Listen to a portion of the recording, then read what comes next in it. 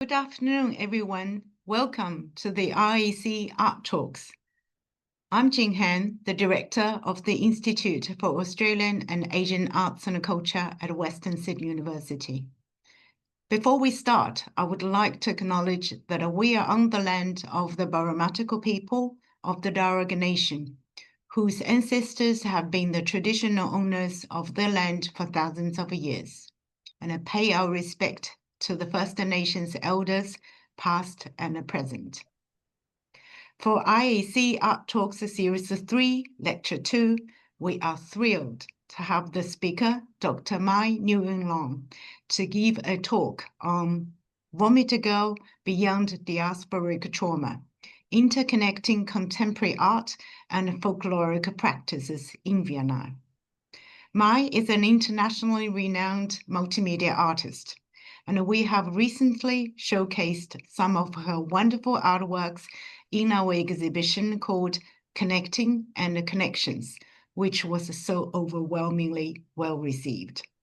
Mai's works have been exhibited in the 12th Berlin Biennale of Contemporary Art, the 11th Asian Pacific Triennale for Contemporary Art at Queensland Art Gallery and the Gallery of Modern Art, and at John Curtin Gallery, Curtin University, during Perth Festival recently. Her Vomit Girl series has become phenomenal. Mai is also an accomplished academic, researcher and storyteller whose transient upbringing informs a tapestry of narratives that live through her work and her research. In this talk, Mai will speak about her practice-based research project, which is also her PhD project that she completed in 2023 at the University of Wollongong. The research examines how a acculturated intergenerational trauma gives rise to binary identities and fixed narratives that prevent meaningful reconnection with homelands.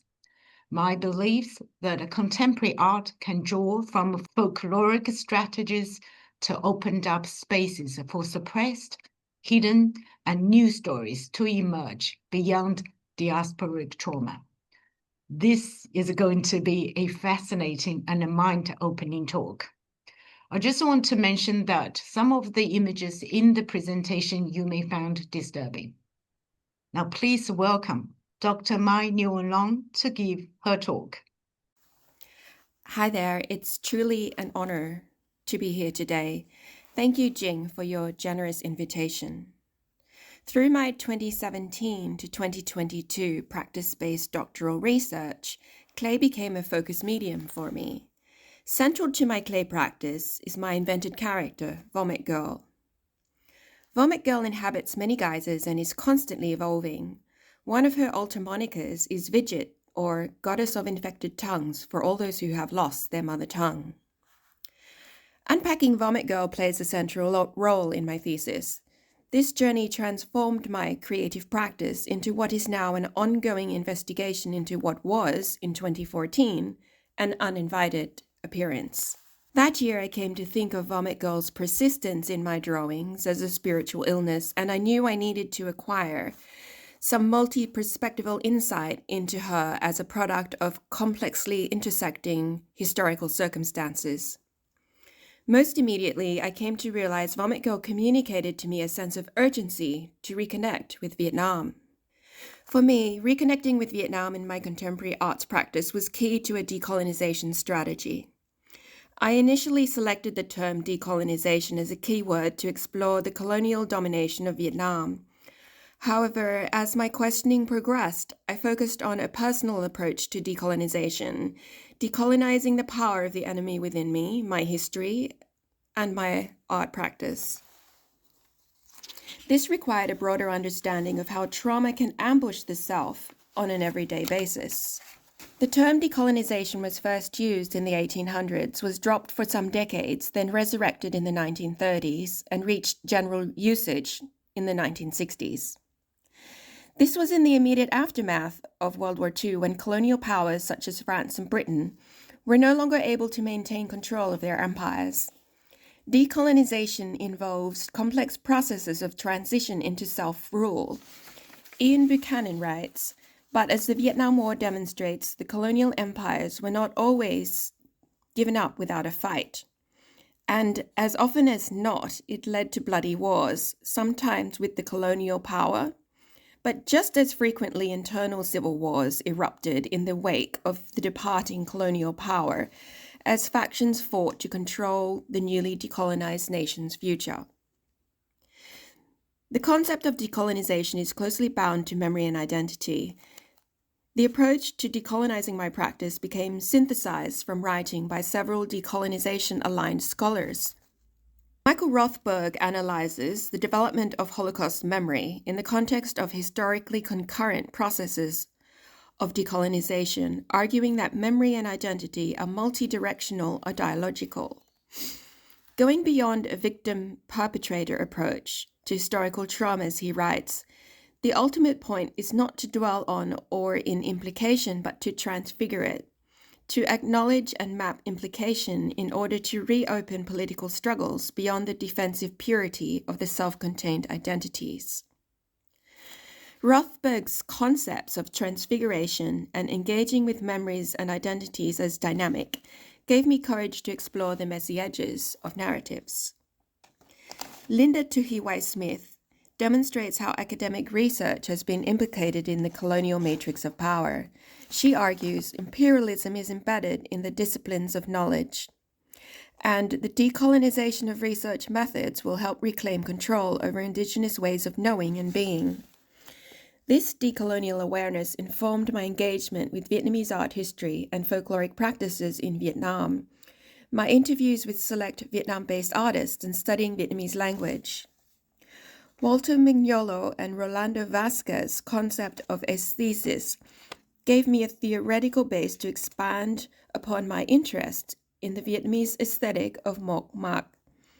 These scholars define aesthetics as an unelaborated elementary awareness of stimulation, a sensation of touch, and present an account of how aesthesis was colonized by aesthetics. Frantz Fanon analyzes psychological outcomes of colonial systems of dehumanization and oppression. These approaches resonated deeply with my sense of being, so it became important for me to examine my relationship with Vietnam. My father was born in Dong Thap, southern Vietnam in the mid-1940s. He arrived in Australia in 1962 as a Colombo Plan scholar. The Colombo Plan, a development assistance program implemented through university scholarships, was introduced by the Australian government to transition the country away from the White Australia policy and form closer ties with regional neighbours. The program ended in 1975 with the fall of Saigon and the reunification of Vietnam. That year, my parents were already married with 4 children, and for the time being remained in Australia.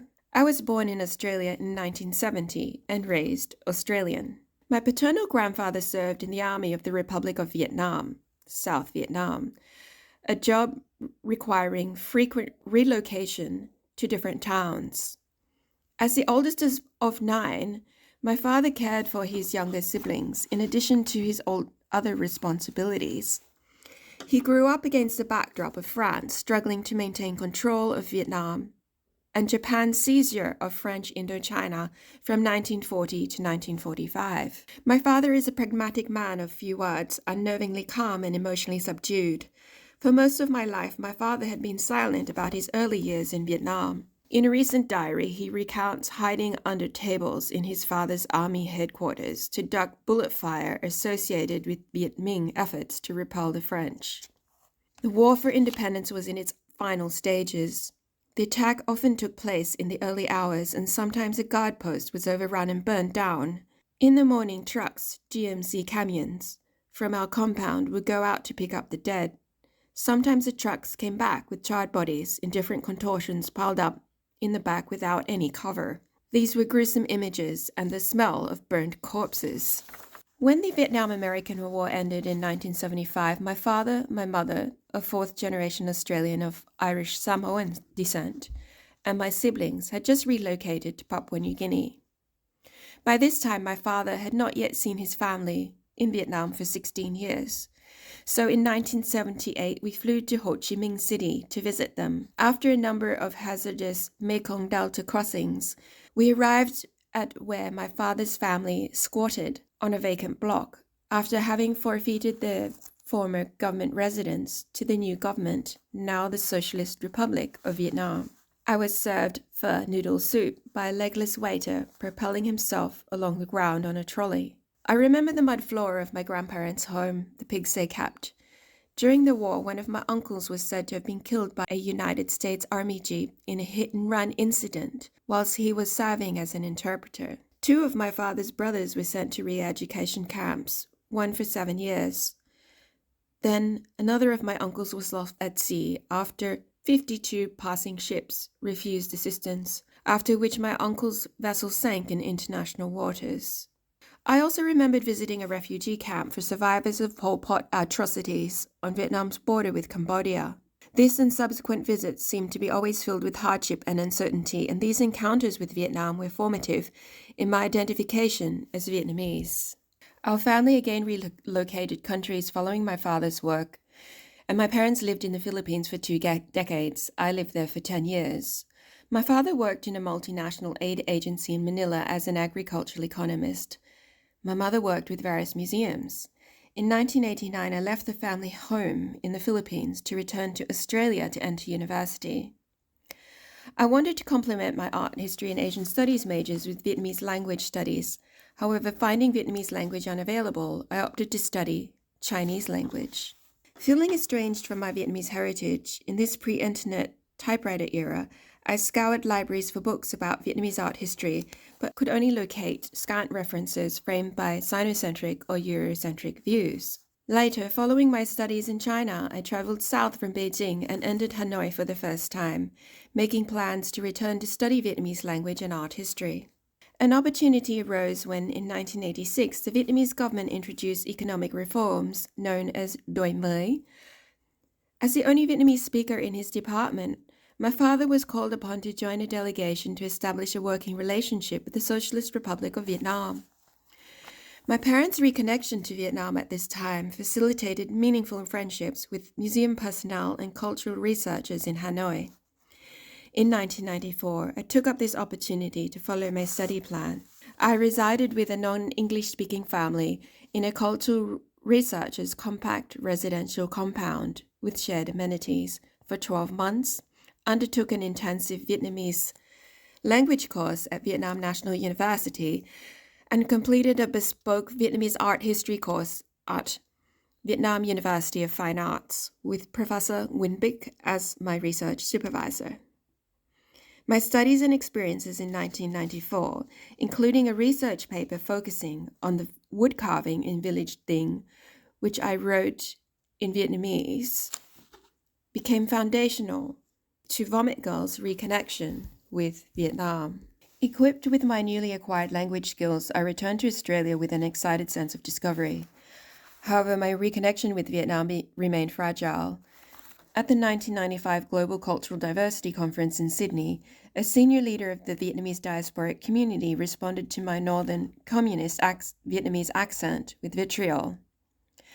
I reacted extremely. I disconnected from Vietnam and my Vietnamese heritage and determined never to speak Vietnamese in Australia again. However, my self-imposed severance left me feeling unanchored. A decade later, exhibiting my artwork, Pho Dog, became further destabilizing.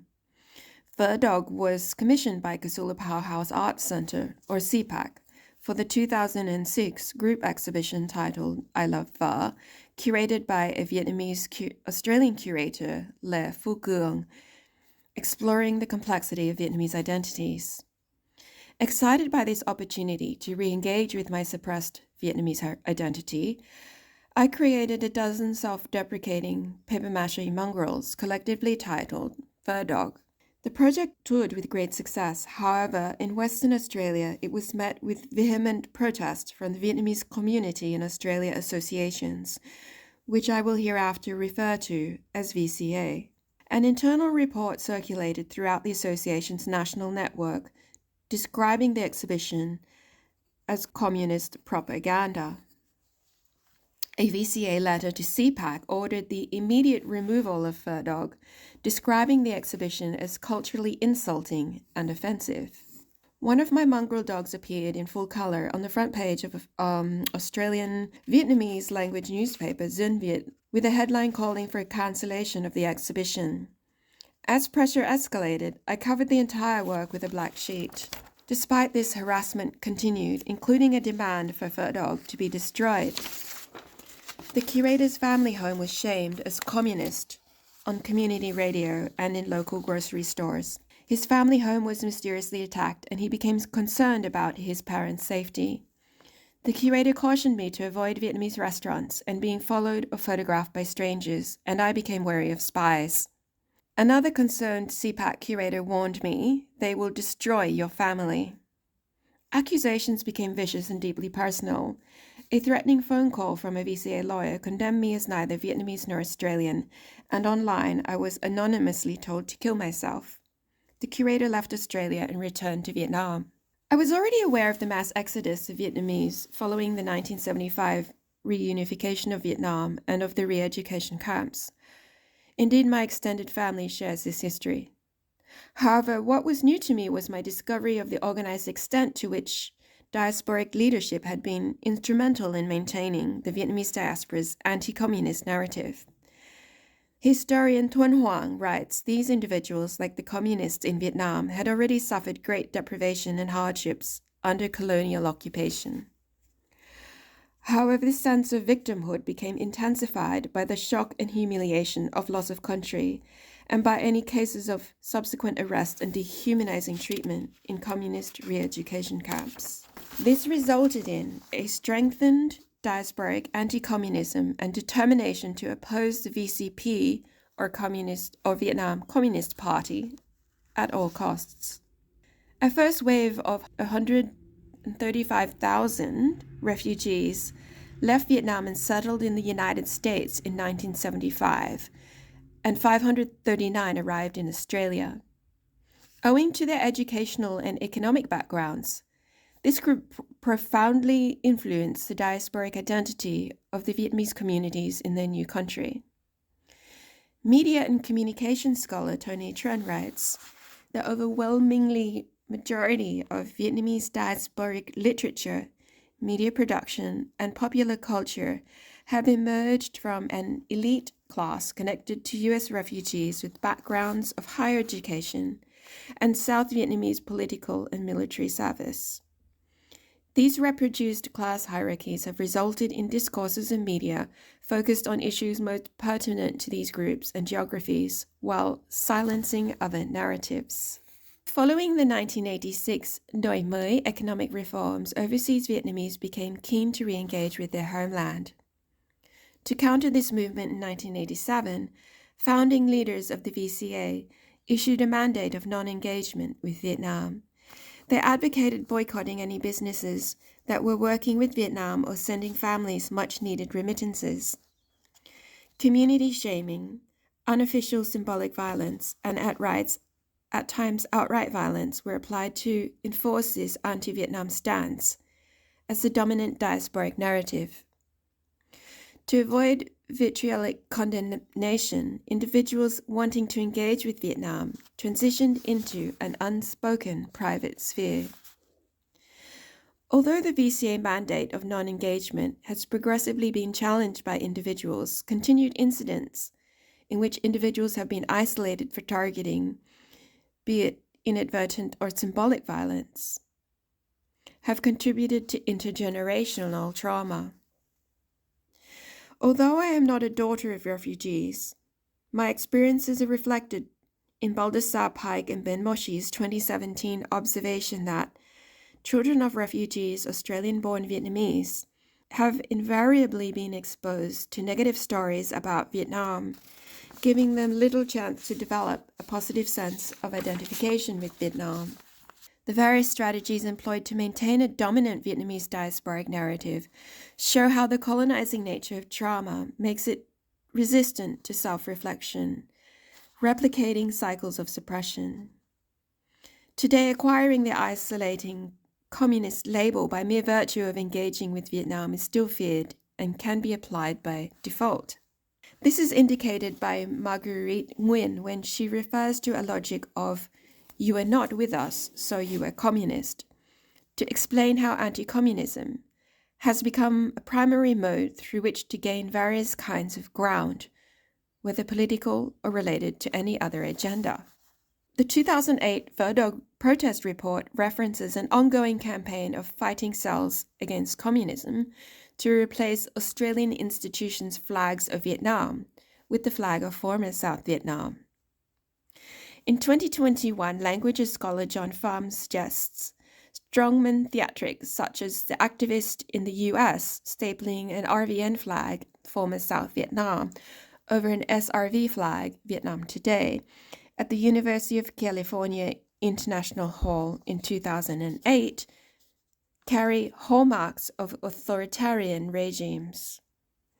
More nuanced insights into diasporic traumas are further frustrated by simplistic readings of Vietnamese diaspora, trauma-informed politics by non-Vietnamese language speakers limited by a monolingual English lens, unable to appreciate the complexities of Vietnamese language, including inadvertent and strategic mistranslations. The colonization of trauma shuts down dialogue and prevents complex analysis of culture.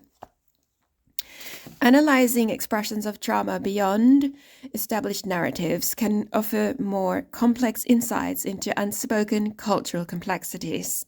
In her article situating Vietnamese transnationalism and diaspora, literary scholar Marguerite Nguyen examines instances of anti-communist protests in the United States, including against contemporary art exhibitions. She argues that analysis of the reception of these artworks can offer a critique of absolutist diasporic ideologies and give voice to Vietnamese and Vietnamese diasporics of a variety of political persuasions. For instance, in the context of anti-communists protesting Californian artist Cho Huyen's artwork, Pedicure Basin, just one of several international examples, made to honor Vietnamese women who toiled and sacrificed enormously for the future of their children and family, Nguyen writes, a nuanced and historically contextualized understanding of the term anti-communism emerges here, inviting consideration of anti-communism as unresolved and contradictory, and thus offering a more layered entry point into the anti-communist conflicts surrounding Cho Huyen. To borrow Nguyen's words, Vomitgao offers a critique of the inflexibility of diasporic anti-communism in the Australian context. Vomitgao folklore resists the subtle violence within identity-flattening presumptions and the homogenizing impact of trauma. Central to my decolonizing strategy is the engagement with folkloric practices. My concept of folkloric practices in Vietnam as spiritual resistance is drawn from the author of Vietnamese supernaturalism views from the southern region, Do My Thien. He was my informal supervisor, and I have dedicated my thesis to him. Do My Thien argues that, despite differences within the practices of supernaturalism, two constant similarities are an abiding interest in the altered state of consciousness and the daily acts of survival in order to evade or resist domination. He writes, supernaturalism offers potential for communities to juggle creatively what is necessary and inevitable, and what is amenable to invention. In other words, enmeshed in the interplay between historical contingency and structure is a struggle for innovative choice, for fluid agency. I liken this struggle for innovative choice to the possibility for transformation offered by Brucker Ettinger's artworking, a methodology inspired by gender studies, psychoanalysis, and philosophy of art. Similarly, Do My Thien writes, supernaturalism is associated with liminality, with rituals and festivals as strategies to refuse limitation imposed by binary opposites such as sacred and profane, purity and danger. Like contemporary art, folkloric practices respond to a sense of powerlessness with agency to set one's own boundaries through various expressive forms. creating new knowledge and new relationships. Historian Philip Taylor argues grassroots endorsement or resistance in Vietnam is a powerful force with supernatural protectors debated, discarded, or endorsed by critical popular scrutiny. I think of folkloric practices in Vietnam as culture itself. By 2003, UNESCO no longer distinguished between cultural heritage and folklore, and by 1994 promoted a holistic view of cultural heritage. In sync with these documents, Vomit Girl privileges spirit and feeling and continuity, and folkloric practice as neither traditional nor modern, but both, constantly evolving, and the totality of heritage itself. My use of the term folkloric practices is also informed by the work of Bendix and Hassan Rocken, who write in the 2012 compendium, A Companion to Folklore. In the present era, we acknowledge multiple modernities unfolding at different rates within the cultural polysystems of the world. Detraditionalization and retraditionalization have often gone hand in hand, and the state of folklore research in history and in the present has been intertwined with this dynamic, while simultaneously offering a reflexive accompaniment to it. Recognition of multiple paradigms subverts homogeneous narratives. Folklore is a complex and multi-layered cultural phenomenon, with constant tension between definitions formulated by scholars and artifacts and actions performed by practitioners that resist these definitions. Folkloric practices are constantly evolving, evading the centralizing cultural institutions, presenting alternative avenues for figuring identities when there is more than one group vying for space and control. These creative strategies are particularly relevant to liberation movements, especially in post-colonial situations, but also other subaltern assertions such as ethnic or social minority group rights struggles. This makes folkloric practices central to my research in telling stories outside dominant narratives of Vietnamese diasporic trauma. My practice-based research methodology follows that outlined by Graham Sullivan. He stresses that visual thinking is especially relevant in our contemporary context of uncertainty of knowledge and authority. As a much-needed open-ended form of critical inquiry within preconceived historical constructs, Sullivan suggests practice-based research necessarily involves risk, particularly in communities where knowledge is policed. He writes, "But the risk of trying something new, something unconventional, something weird, is a necessary condition for change. Incremental will not do if a knowledge community is gated because the probability of seeing something new can only be referenced to what is known. Risk and failure go hand in hand rather than being conditions to be avoided. To assume that knowledge grows best in a cloistered setting is to ignore the benefits of shared doubt. Opening the opportunity for dialectical debate across domains is essential if we are to benefit not only from our common curiosity, but also from our capacity to connect and collate relevance and meaning from disparate domains." In this context, I consider trauma, or more accurately trauma studies and trauma art, as the gated knowledge community. Sullivan suggests art, as research, can challenge the boundaries of existing knowledge by working across disciplines. I do this through Vomit Girl by connecting my contemporary art practice with research into folkloric practices in Vietnam, combined with my personal knowledge from lived experiences.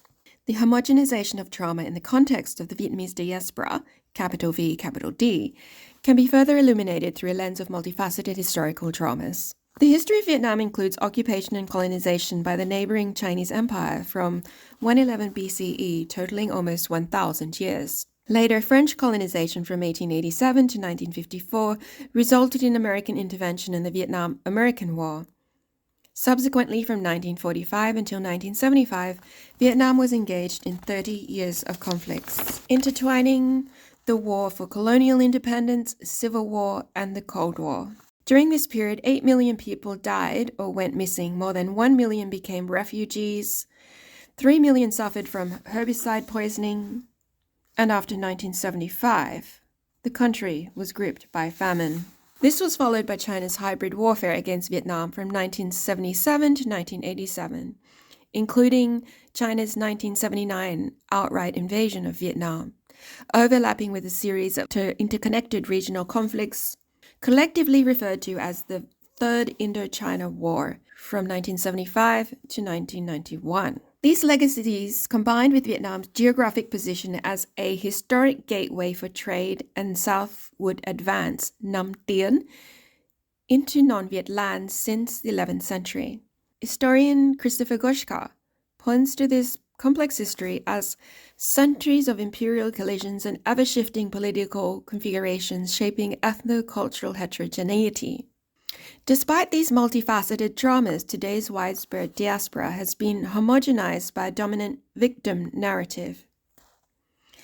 In Global Diasporas, social scientist Robin Cohen expands the idea of diasporas into 5 overlapping and evolving subgroups: victim, labor, imperial, trade, and deterritorialized.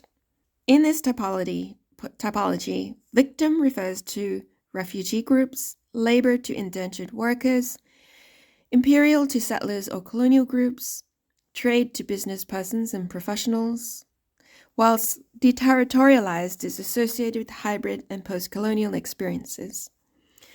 Cohen writes, territorialized includes diasporas shaped not by one traumatic event, but by many and different causes, with evolving types of mobility, identity constructs, and multiple displacements. This is the diasporic space Vomit Girl most relates to. Cultural theorist Ian Ng, commenting on the Australian Chinese diaspora, says, for marginalized migrant communities, diasporic identification creates a powerful sense of belonging and community. However, Ng also points to the double-edgedness of diasporic identity. It can be the side of both support and oppression, emancipation and confinement, solidarity and division. In their 2017 Australian government report focusing on Vietnamese diasporic intragroup tensions, Baldassar Pike and Ben Moshi write, the Vietnamese diaspora, capitalization, original, is distinctively seen as a victim diaspora because the Vietnamese diaspora displays 2 elements from the prototypic victim case: the traumatic dispersal from an original homeland and the salience of the homeland in the collective memory of a forcibly dispersed group. Hence, the researchers explain that the Vietnamese diaspora is enunciated by a disconnection from homeland, and its members present as united in their hostility towards the homeland government. In a broader cultural context, Pollock says, psychic trauma knows no time.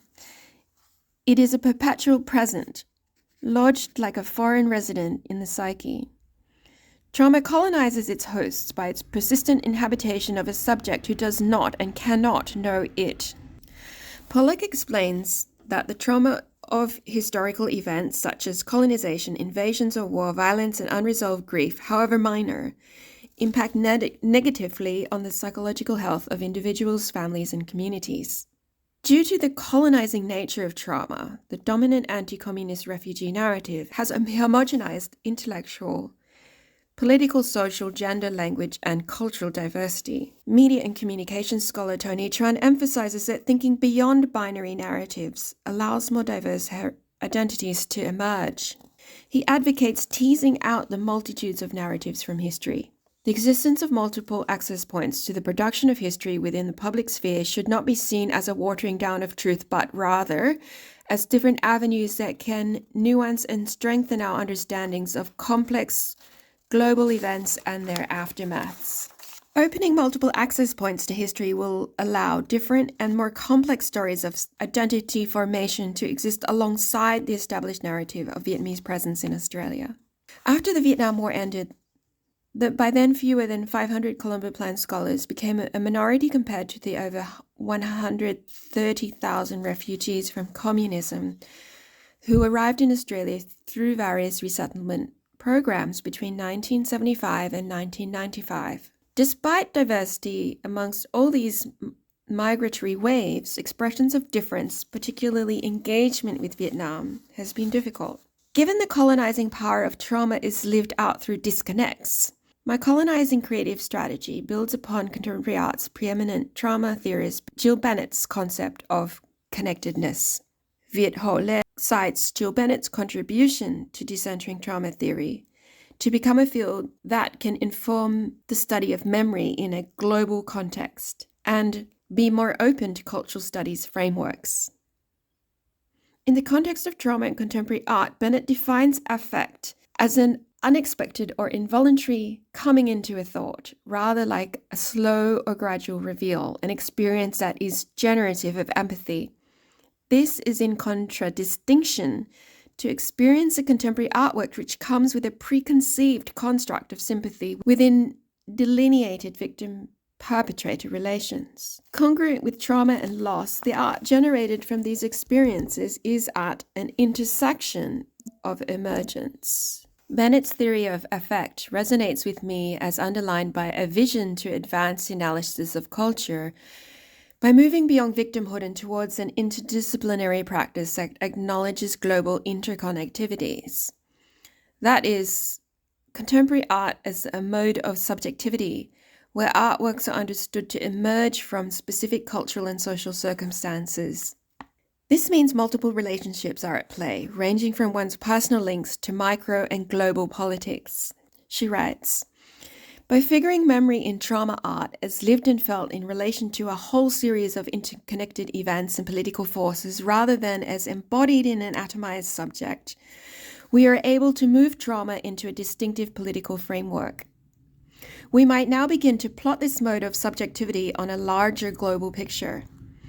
This picture needs to be textured with the kind of analysis provided by postcolonial theory so that any formal analysis proceeds in conjunction with a reading of global and micro-politics. That is, a sense of our connectedness to global events and the precise nature of our relationship to others. Bennett asserts direct representation of traumatic historical events can inadvertently colonize the experiences of individual others. However, Bennett writes, the sum of material and formal qualities such as color and composition in an artwork can challenge established meanings of motifs and symbols. Affect can produce ideas through art rather than consign art to preconceived notions, albeit sometimes leading to an uncomfortable recognition of how we are all implicated in cycles of suppression. Hence, Vomit Girl's transformation from a drawing into a ceramic form became a determined process of rebuilding my reconnect with Fur Dog through the tensions and contradictions of trauma into a folklore that asserts a power of knowing the colonial experience. To subvert the suppression of Fur Dog, Vomit Girl not only maintains but extends upon Fur Dog's qualities of playfulness, ambiguity, celebration, self-deprecation, and erasure. Fur Dog's village arts medium of papier-mâché became Vomit Girl's medium of clay, a connective device of primordial yearning. Shapes and motifs have been adapted into my own visual language through Ettinger's artworking methodology. This methodology is specific to thinking about contemporary art in relation to trauma's characteristic unknownness, presentness, absence, belatedness, and transmittability, in accordance with the research of Pollock. For Ettinger, artworking is a process of invoking aesthetic forms from within ongoing experiences of permanent absence through a collaborative conversation with materials and their qualities. Ettinger's use of the term matrixial conveys her idea that all humans have a capacity for compassion, which in Pollock's works equates to a primordial human capacity for co-affection. Within Vomit Girl folklore, I think of Ettinger's terms border linking and border spacing as the process of art emerging from spaces in between already aligned subjects, with borders as shifting and shared links rather than fixed separators. I work Vomit Girl's forms through the cylindrical shape of a bombshell. Her shape is transformed by artworking via the grounding tactility of clay. I confront uncomfortable histories through this conversation with the medium, and unexpected aesthetic clues emerge, decolonizing my preconceived notions. Artworking through clay is my way of acknowledging the material edges of histories and memories colonized by trauma and invoking transformation, and hence a changed relationship with these traumas. In other words, it is my way of challenging the colonizing power of trauma. Pollock stresses artworking is not about curing trauma, but changing one's relationship with it. Audience reception is part of the working through.